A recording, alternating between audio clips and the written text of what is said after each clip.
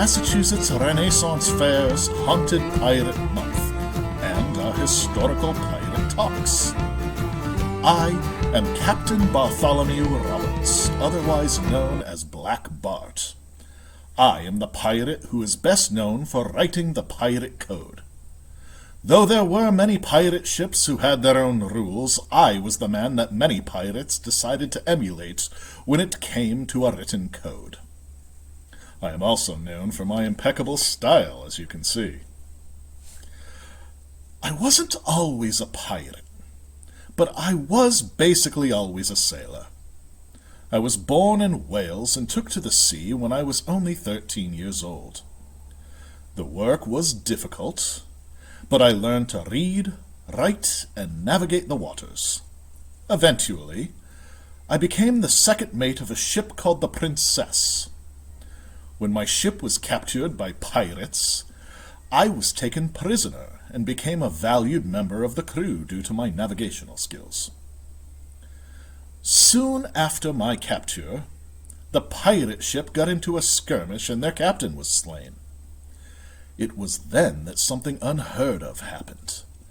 The men decided to make me their captain. In a short time, I went from an honest sailor to a prisoner to a pirate captain. What can I say? People just really liked me. I took 2 ships, which I named the Royal Fortune and the Good Fortune. I did have some success robbing ships in the Caribbean and off the coast of West Africa. I am quoted having said, "In an honest service, there is thin commons, low wages, and hard labor. In this, plenty and satiety, pleasure and ease, liberty and power. And who would not balance creditor on this side, when all the hazard that is run for it, at worst, is only a sour look or two at choking? No, a merry life and a short one shall be my motto."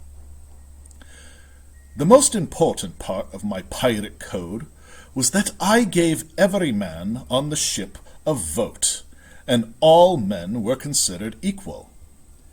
These ideas were uncommon in the late 1600s, when divine providence ruled. The ideology of men having equal say definitely tempted many an Englishman to piracy. You're welcome. I had some trouble with the inhabitants of Barbados and Martinique. So when you see my pirate flags, my original flag was a man courting death with time or an hourglass. However, the second flag of mine was me standing on the skulls of a man from Barbados and one from Martinique. I had a real bone to pick with them, if you get my meaning. I was fairly mercurial, so my flags continued to change on a whim, but most of them featured me fighting death, one with a flaming sword. I was known to be kind enough, not as kind as Sam Bellamy or Edward England, to cooperate with captains when I captured their ships. Sometimes I would reward them with jewels or allow them to keep their vessels. But there was one unfortunate ship that refused to give in and insulted me. I had my men climb aboard and set the ship ablaze. Sadly, there were 80 slaves aboard who perished.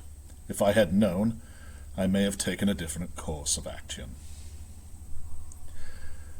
At least half my crew were men I had captured and forced into piracy, as happened to me. You would think they'd take to it like I did, but every once in a while one would try to flee, and I would torture them ruthlessly. My reign was unfortunately short-lived. I died young, only being a pirate for a few years, after I was struck in the head with a stray bullet during a skirmish. Bad luck. Oh, are you confused as to how I am addressing you, even though I am deceased?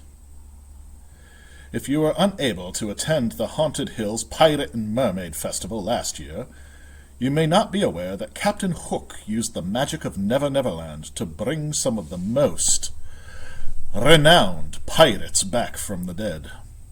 Now we rise in October every year to return to Davy Jones after All Hallows Eve, when the magic wears off. Even though my time as a pirate was not long, I left my mark on history. My death marked the end of the golden age of piracy.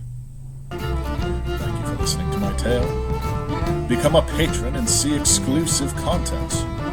Or come find me at the Haunted Hills Pirate and Mermaid Festival next year at Togley Wood, Chesterfield Camp.